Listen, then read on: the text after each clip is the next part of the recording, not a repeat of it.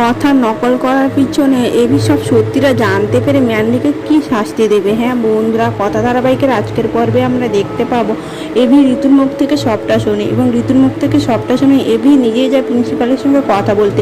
প্রিন্সিপালকে গিয়ে বলে ও ওই দিনে সিসিটিভি ফুটেজ দেখতে চায়, কারণ কথা এরকম কাজ কোনোদিনও করতে পারে না। তখন প্রিন্সিপাল ওই কথা বিশ্বাস করে এবং প্রিন্সিপাল এবিকে বলে যে আমরা এটা বিশ্বাস করতে পারছি না, এটা অবিশ্বাসযোগ্য, কিন্তু কথার কাছ থেকেই তো নকলটা পাওয়া গেছিলো।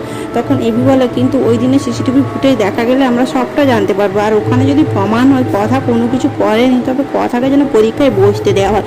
তখন প্রিন্সিপাল বলে হ্যাঁ নিশ্চয়ই, কথা যদি নির্দোষ প্রমাণিত হয় তবে কথাকে অবশ্যই পরীক্ষা দিতে দেওয়া হবে। কথা আমাদের কলেজের গর্ব, ওর মতো একজন ছাত্রীকে আমরা হারিয়ে ফেলতে পারবো না। তখন প্রিন্সিপাল সিসিটিভি ফুটেজ দেখতে চায় এবং সঙ্গে এবি হয়ে যায়। এবি দেখে যে ম্যান্ডি কথার দিকে একটি নকল কাগজ ছুঁড়ে ফেলেছিল, তার সেই সময় ম্যাডাম এসে কথাকে হাতে নাতে ধরেছিল। তখন এবি এটা দেখে খুব রেগে যায় এবং এবি মনে মনে ভাবতে থাকে ম্যান্ডি এভাবে গোবরদেবীর কেরিয়ার নষ্ট করে দিতে চেয়েছিল।